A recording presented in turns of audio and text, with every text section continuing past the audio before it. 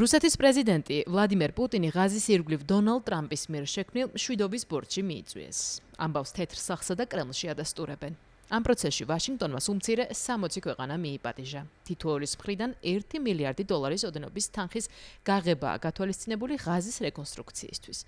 მსოფლიო ლიდერების ნაწილი ამ მიწვევას დასთანხმდა. ნაწილმა კი აღნიშნა, რომ მეტი დეტალი სჭირდებათ იმის აღსაქმელად, თუ რა იქნება მათი როლი ამ ორგანოში. Действительно, президент Путин также получил. Დიახ, ნამდვილად პრეზიდენტმა პუტინმა დიპლომატიური არხებით ასევე მიიღო მიწვევა მშვიდობის საბჭოში. ამჟამად ჩვენ შევისწავლით ამ შემოთავაზების დეტალებს. ასევე იმედს გამოვთქვამთ, რომ გვექნება კონტაქტები ამერიკულ მხარესთან, რათა ყველა დეტალი განგვიმარტონ. С тем, чтобы прояснить все нюансы. Allora sì, anche l'Italia è stata invitata a partecipare al Board of Peace. ჩვენი პოზიცია ძალაშია. ჯერა რომ იტალიას შეუძლია ითამაშოს წამყვანი როლი მშვიდობის გეგმის აღსრულებაში. ჩვენი მხრიდან მზად ვართ ამ საქმეში წვლილი შევიტანოთ. გვაქვს კარგი ურთიერთობა რეგიონის ყველა ქვეყანასთან, ასე რომ მოხარული ვიქნებით გავაკეთოთ მაქსიმუმი, რაც ცვლილებებს შეუწყობს ხალხს. At this stage we can confirm the receipt of the invitation. ამ ეტაპზე ჩვენ შეგვიძლია დავადასტუროთ, რომ მოწვევა მივიღეთ, რასაც ვაფასებთ. პრეზიდენტი მჭიდრო კონტაქტზეა ევროპელ პარტნიორებთან, ყველა გეოპოლიტიკურ საკითხთან დაკავშირებით.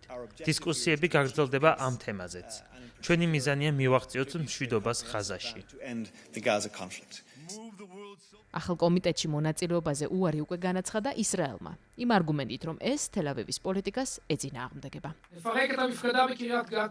დროა აუხსნათ პრეზიდენტ ტრამპს, რომ ეს გეგმა ცუდია ისრაელის სახელმწიფოსთვის და უარი ვთქვათ მასზე. ღაზა ჩვენია, მისი მომავალი ყველაზე დიდ გავლენას იქონიებს სწორედ ჩვენს მომავალზე.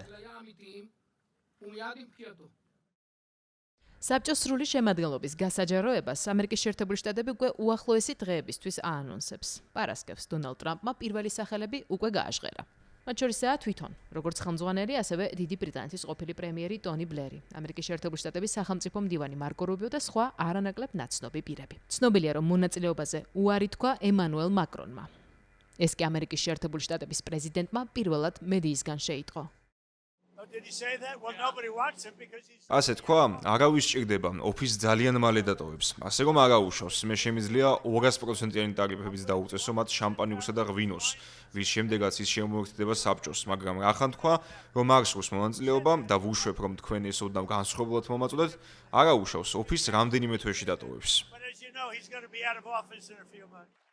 შემოთავაზების მიღებაზე ჯერ ისევ ფიქრობს ლონდონი. დიდი ბრიტანეთის პრემიერ-მინისტრმა კირ სტარმერმა აღნიშნა, რომ ამაზე მოკავშირეებს დაელაპარაკება. ამასთან ქვეყანა ღაზის რეკონსტრუქციასა და მშვიდობის გეგმის აღსრულებაში ჩართულობას ადასტურებს.